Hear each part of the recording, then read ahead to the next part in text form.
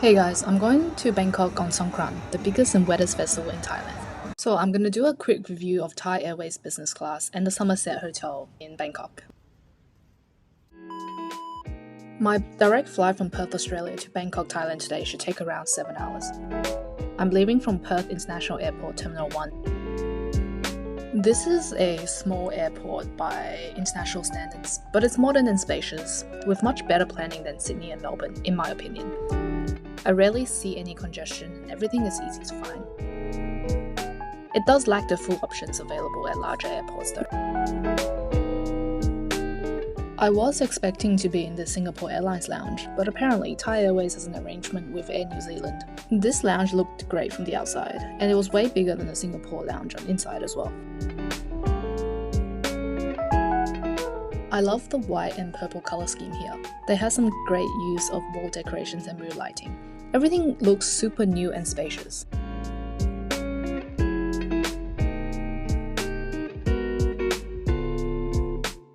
The buffet selection was also decent, not big, but looks well presented and high quality. There's a nice selection of desserts, sandwiches, salads, breads, pastries, fruit as well.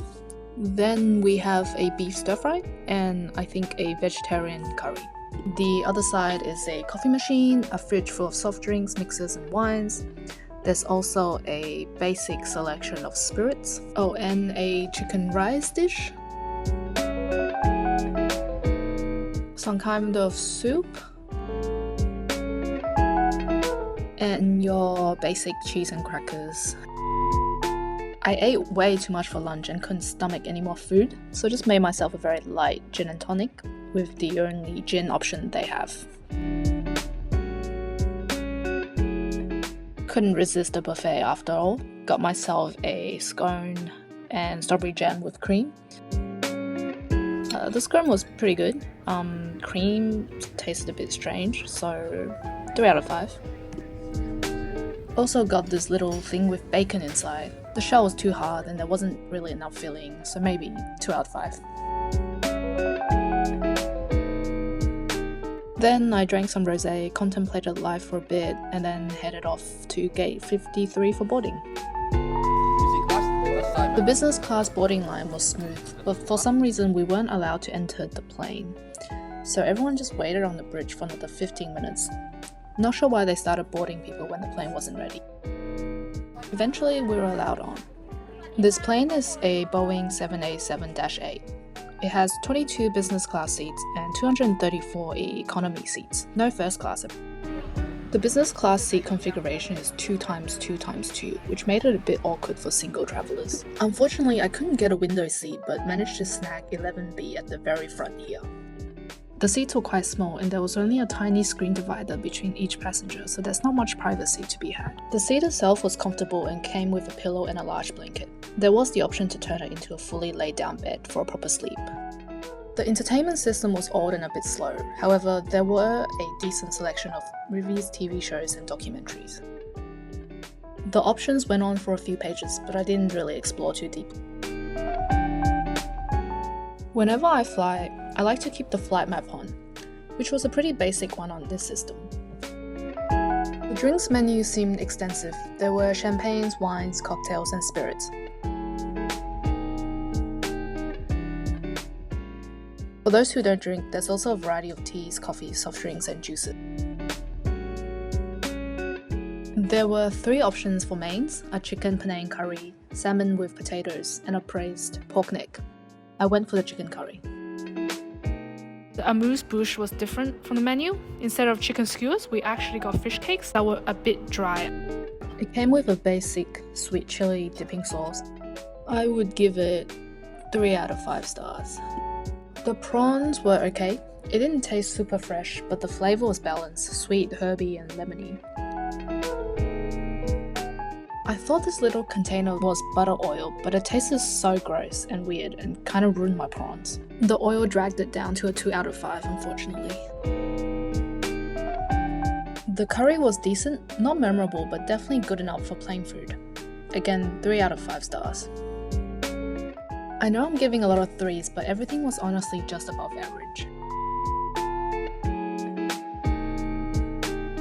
At around 10 p.m, our plane was coming into Bangkok, and the windows were starting to get foggy with the humidity outside.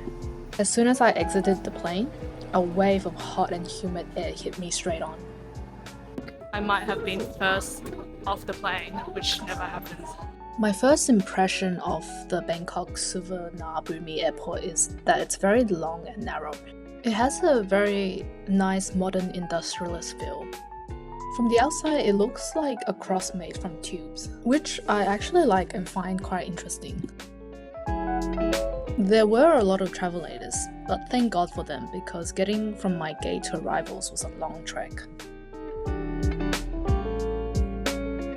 There were at least another 10 minutes of travelators after I saw the arrival sign before I actually got to the customs counter. Oh god, it keeps going. So much walking.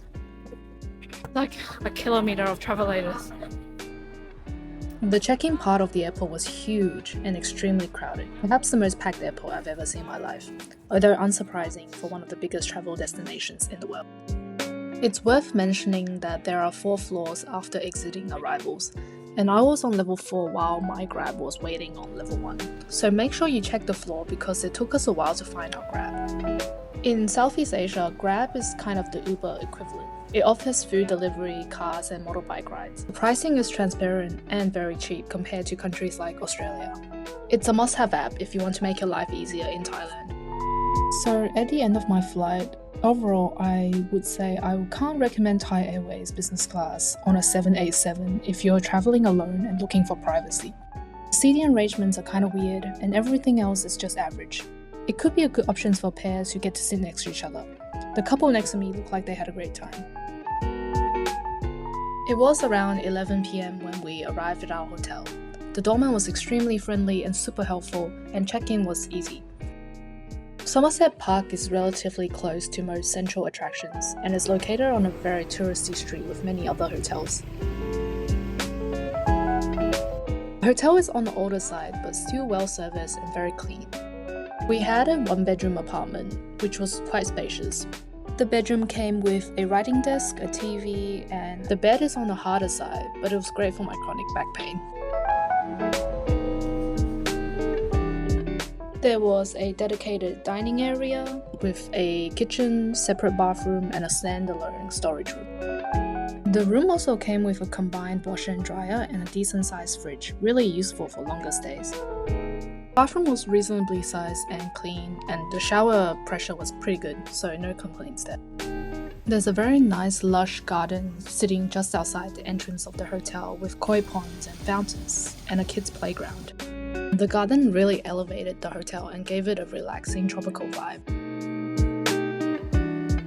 There is also a decent-sized semi-indoor pool and gym on the 5th floor. Again, the facilities are dated but still enjoyable to use. The pool furniture and gym equipment could definitely benefit from an update. They look like they were from the 80s. The street outside is always busy and bustling with small shops, restaurants, cafes, banks and massage parlors. Plenty of Western Asian food options available at different price points. You could probably get most items you need for a good holiday just on this one street. For supermarkets or higher-end items, you would need to head to one of the many massive shopping malls nearby. Most expensive cafes and restaurants accept Visa and MasterCards, but having cash is probably essential if you want some authentic Thai food. I'll make another video to show you our favorite food finds on the street later. There is a tuk-tuk operated by the hotel that leaves every 30 minutes between 9 a.m. and 5 p.m, which takes you straight to Thailand BTS station on Silom Road. Silom is one of the main commercial districts in Bangkok with an abundance of shops and restaurants.